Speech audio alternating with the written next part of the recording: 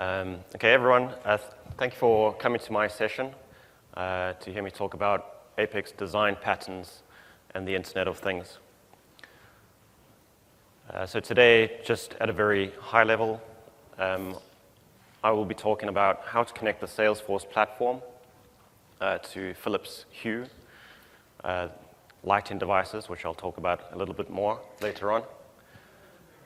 And in connecting the platform, the Salesforce platform, to anything on the internet, you're going to need an integration. And there are a number of ways to integrate with the platform. And if you're using Apex code, there are typically complexities in those integrations. And today I'll be talking about some of the ways that you can design your code such that those integrations are simplified and easy to extend.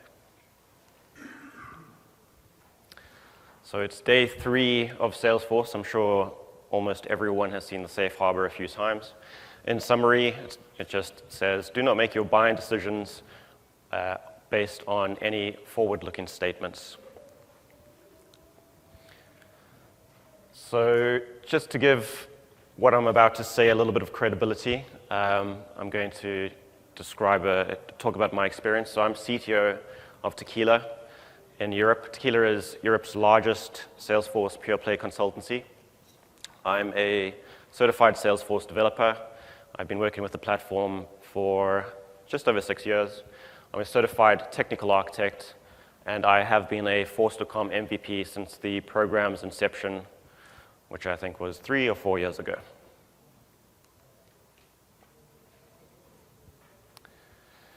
So to be a little bit more specific about the set of principles that I'm going to discuss today, I'll be talking about object-oriented programming. Can I get a show of hands for people that have heard of object-oriented programming? And if you keep your hand up, those of you who have not used object-oriented programming, can you put your hands down? So everyone who knows about it has used it. Okay, good. So essentially, object-oriented programming is bigger than a pattern or even a set of patterns. It's a programming paradigm. And I'm not going to read through the bullet points on screen, but essentially, it's a way of architecting your application such that it's more extensible, it's easier to read, it lowers the risk of change, and therefore makes all change a little bit more quick.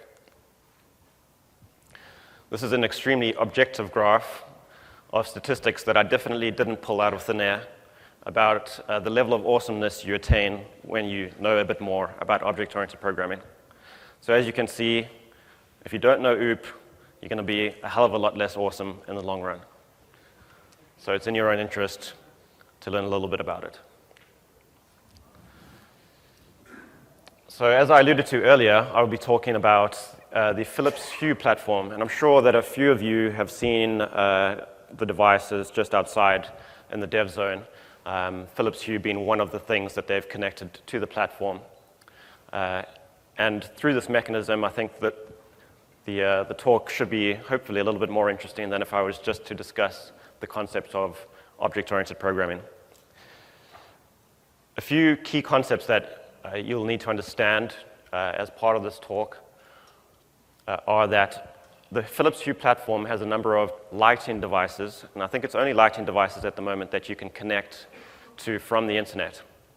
There are different types of lighting devices. They can all obviously turn on and off, but some of them, you can change colors, you can geofence them for when you get nearby them or when you leave a particular area. And you communicate with all of these devices through a bridge, which you have to connect to the network. And I had been hoping to have a live demo today, but there was a slight logistical issue in transporting my kit because the bridge is now damaged. So I've got backup videos, so you will actually get to see a little bit of the fun part of connecting the platform to Salesforce.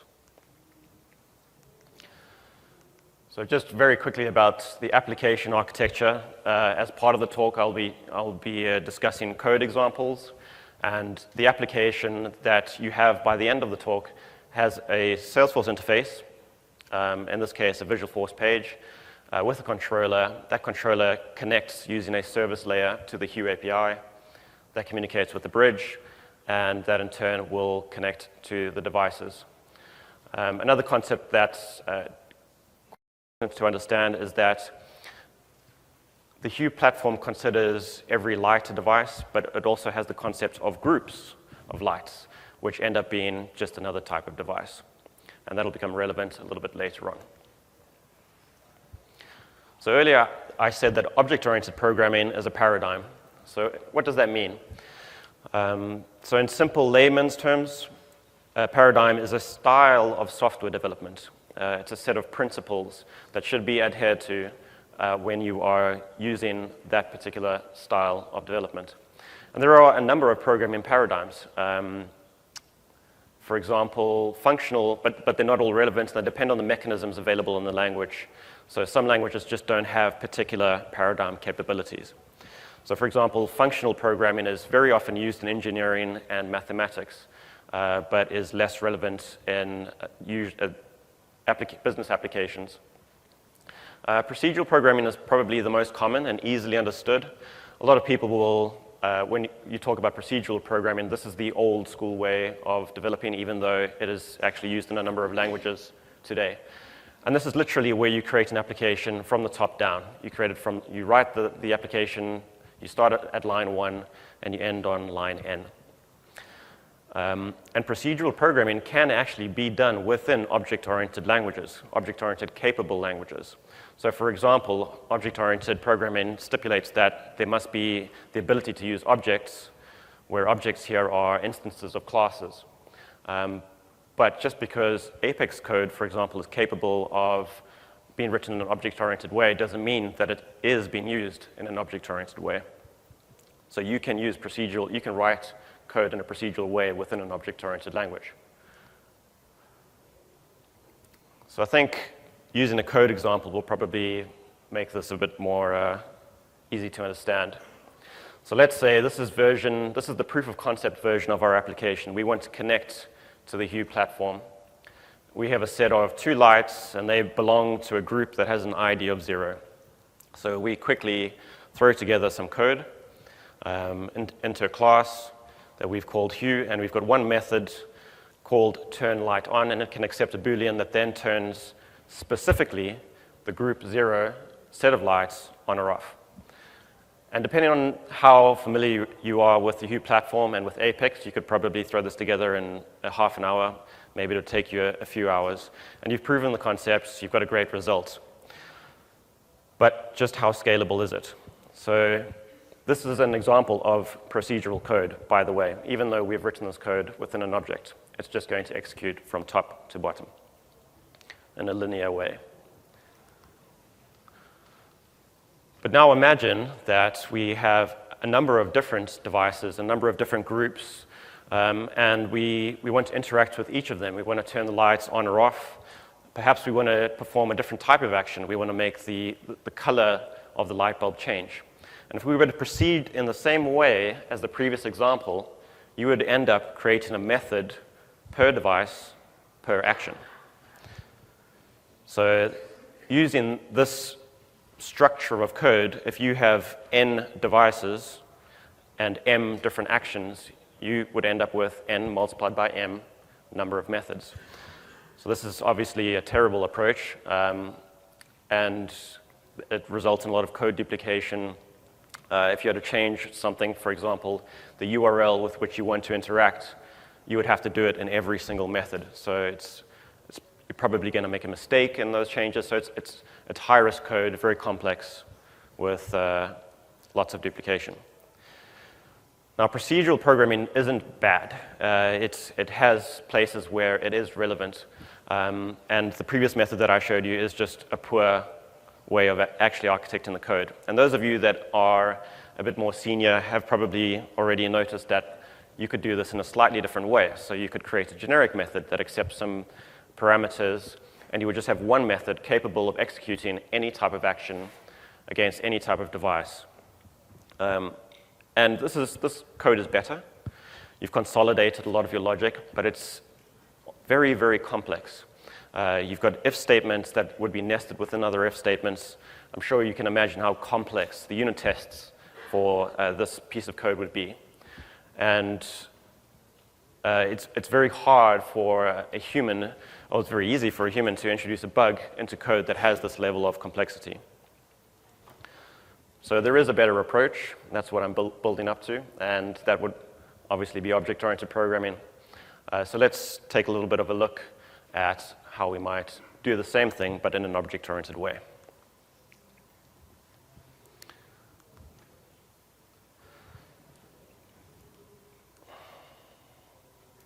So in order for code to be object-oriented, there are a few characteristics that the code has to adhere to. And which of these characteristics are the foundation of object-oriented programming has been debated for decades. But it's largely accepted that these three characteristics are what are required at a bare minimum in order to achieve code that is object-oriented. So let's have a look at these characteristics in a bit more detail. So encapsulation has two definitions that are used in conjunction with one another. So encapsulation means that, in this context, means that you have an information hiding mechanism, and you also have a way of bundling data and methods that then operate on that data. And for the second statement to be true, the most common way that a language fulfills this requirement is that it has the concept of objects, classes, and methods. Now, what I'd like to do is take this abstract concept and use an analogy just to help it hit home a little bit. So I'd like you to consider a watch. So every watch in the world, no matter how that watch works, what type of watch it is, has at least two functions that are available to the end user. You're able to change the time on your watch, and you're able to read the time from your watch. Now, imagine that in order to update the time in your watch, you had to open it every time, fiddle around with the cogs, mess with the pins, in order to make sure that it was reflecting the correct time. You would almost certainly break your watch. And as a very curious person, I can confirm that taking watches apart is much easier than putting them back together again. So encapsulation, in this case, in the physical world, is demonstrated by the fact that you've got a highly complex mechanism inside of the watch, no matter how that watch works. But you don't need to have any knowledge about that mechanism. You don't need to work with that mechanism. You are instead presented with two interfaces to the watch that make it very simple for you to update the time and read the time. What about encapsulation within the application that we're building, though? So Salesforce makes a number of mechanisms available within the language constructs of Apex that allow you to use encapsulation. The first of these, of course, is the class. And you'll notice that I've defined the class as an abstract class, and I'll come back to that a little bit later on. But we've also encapsulated methods and variables within the class. So you'll notice the access modifiers, protected, private, and public. These control the level of visibility available to someone who is either using this class within the class, maybe modifying the code within the class, or externally from another class. So we were able to hide and show pieces of data and functionality as necessary, and protect data and functionality as necessary. Okay, on to the next concept, which is abstraction. So abstraction and encapsulation are quite tightly coupled together within the object-oriented paradigm. And it's quite easy to feel like they're almost the same thing. But they are different in their nuances. So abstraction has a number of definitions. There are books written that define abstraction in the object-oriented world. But a nice light definition is providing the appropriate perspective given a particular intention. Okay, so analogy time. So again, we have the watch, and your wonderful watch has now broken. It's no longer giving you the right time. So you take your watch to a watchmaker, a watch repair person, and they open the watch. They use a particular set of tools, and they interact with the watch in a very different way that you, as a different type of user, would. They need access to a lot more information. They need access to a lot more complexity. And the way that they're interacting with the watch is completely different. And this, in essence, is abstraction. The perspective that the watchmaker has is quite different from the perspective that you have, given the different intentions that each participant has. So a little example of abstraction within the Hue application. We have two code snippets, Apex code snippets. On the top code snippet is operating at a higher level of abstraction, and the bottom at a lower level of abstraction. So what does this mean? Well, in the top snippet, you have 3 lines of code that are capable of turning a group of lights on. It's very easy to understand. It's not very customizable. It's very hard to make a mistake. So this is what is considered high level of abstraction, when more of the details of the implementation are hidden from you. Whereas in the bottom code, we have a similar action, but slightly more complexity. We now have a JSON string that is capable of passing through a number of commands all at once to a group of lights, turning them on, changing the color, as well as setting them to loop through a range of colors. So this code is more complex. It's easier to make a mistake. You need more understanding in order to be able to write this code correctly. So demo time, and that I don't have my kits here. This is just a little demo showing the execution of the code in the previous slide. So initially using the simpler command to set the 2 lights on either side on, and then off again. And then using the slightly more complex code to execute those 3 commands, turn the lights on and start cycling through a range of colors. And on to polymorphism. So polymorphism isn't just a fun word to say, it's also quite a neat concept. It's quite a tricky concept. You need some experience with object-oriented programming in order to be effectively design an application to use polymorphism correctly.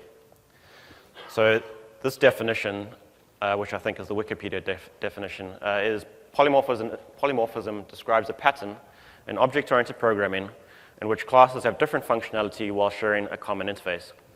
An interface in this context doesn't necessarily mean Apex interface. It just means the interface available to classes outside of your application. One last analogy. It's the last one, I swear. So considering all of the watches in the world, all of these watches, at a bare minimum, have those 2 functions. You can update the time, and you can read the time. But the way that those 2 watches provide those capabilities to you might be different. And the way that they determine how to do that internally is probably different. And you've got analog watches, digital watches, wrist watches, pocket watches. So if you were going to write an application that represented the set of watches in the world, you would probably want to find a way to put all the common functionality, or at least the common ways of interacting with those watches, into a shared area. And then write in the specific pieces of code that dealt with the particular nuances of that watch in the code that represented that watch. So let's see how we might do this through Apex. So polymorphism within the application, I've created one superclass. And a superclass is essentially a parent class that other classes that are downstream, subclasses, would inherit from. And within Salesforce, you have a few mechanisms to do this type of thing. You have interfaces, you have virtual classes, and you have abstract classes. I've chosen to use an abstract class here, and you can see the definition of an abstract class in Apex just below the class signature, because it allows me to put code into that superclass that will then be inherited by any subclasses. And I'll show you what I mean with an example. I've also then created 2 subclasses for specific implementations. So one of these is a group device. So the reason that I've split these out into 2 is because groups, by virtue of being a group, have specific functionality that's a little bit different from individual lights. So all the commonalities go into the Hue device class, and then specific implementations for groups will go into the group device, and the same with lights. So looking at the entire Hue device class, we see examples of encapsulation. The data is hidden or revealed, depending on the access modifier that I've used. We also see some abstraction. So the low level of abstraction are the method signatures that allow us to interact with APIs, which is can be a fairly complex operation. And then at the higher level of abstraction, those methods that then can control whether the lights are turning on or off. So every class that subclasses this superclass gets all of this functionality and all of this data. So now looking at the group device specifically, the first few signatures are just the constructors, but you'll notice that there is now another method called createGroup, which isn't relevant to a light device, but is relevant to a group of devices. So even though you can't see all of the code from the Hue device in this particular list of code, if you were to create an instance of this class, an object of this class, that functionality that you saw previously in the other class would be available to you, as well as this new method. Okay, so now we've built what is called the service layer, and I highly encourage you to go to a talk later on by Andy Fawcett called Enterprise Architecture Patterns, where he talks more about separation of concerns and service layers. Now that we have the service layer, we want to use this logic within our application, which is a Visualforce page and a controller behind that. So it's a very simple controller. You'll notice that we've got a list of devices, and we've used the superclass type to define the list. We've also instantiated 3 objects. So one of them, 2 lights, 2 different types of lights with different IDs. The IDs are 0 and 1, as well as a group, which is the group of all of these lights, in this case, light 1 and light 2. Now what's really funky, and which you might not know, is that you can now add these subclass types to the list, even though the list is a complete different Apex type. So you're literally taking a different type of class and putting it into this list, and you have that capability because these are subclasses of that super type. So they're able to slot into any variable that's defined as the superclass. And then, of course, we have our page. So there's a lot of Visualforce on this page, but the important parts are you're using the controller, and then there's a page block table that's going to be used to expose the devices that we instantiated in the previous slide. So using the methods available in the superclass type, so the shared functionality, we're able to access this functionality by using the same methods, calling the same methods, even though we're using groups and lights, which are essentially different types of classes. So even though this is very simple, I think it's quite incredible. So you've been able to consolidate your shared functionality in a single place, and then you're able to call it in a highly simplified way. So the code is simpler to understand, simpler to extend, which means it's less likely that you're going to introduce any bugs. All right, so this is the resulting page, a very simple page. And in lieu of a demo, I have another video for you. So this is an example of using this application now. So that's Grace. Grace, another Tiki Light, has volunteered to be my model here. But now we're able to interact with the lights individually as well as in a group by using the code that is the same and common to both types of classes.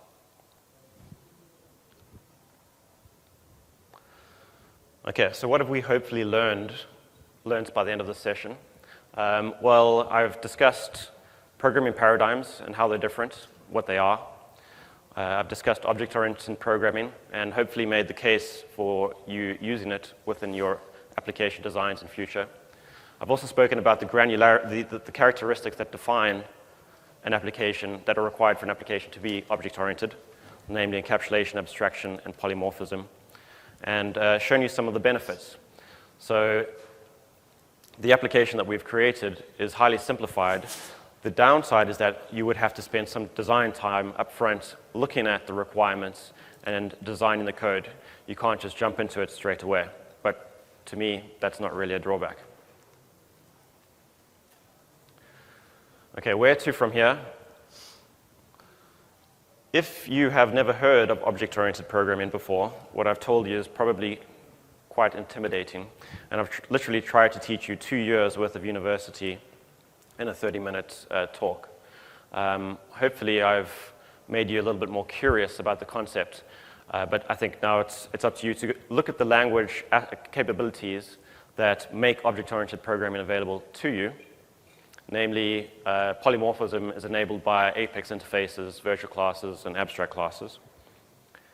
There is a series of blog posts on the separation of concerns by Andy Fawcett, and they're relevant to my talk, but they operate at one higher level of abstraction. You see what I did there?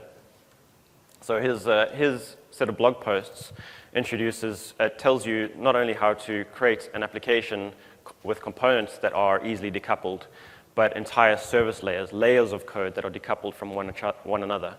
For example, separating out your controller and business logic. I've already mentioned Andy's talk later on today, which I highly recommend. There are some books in the dev zone that explain a few of these concepts in a bit more detail.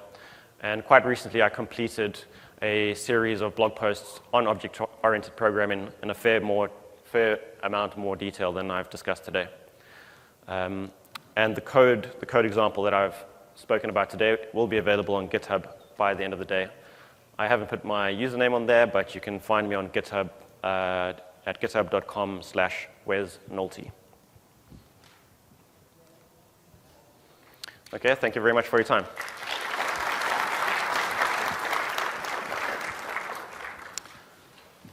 If anyone has any questions, I think you can step up to the mic.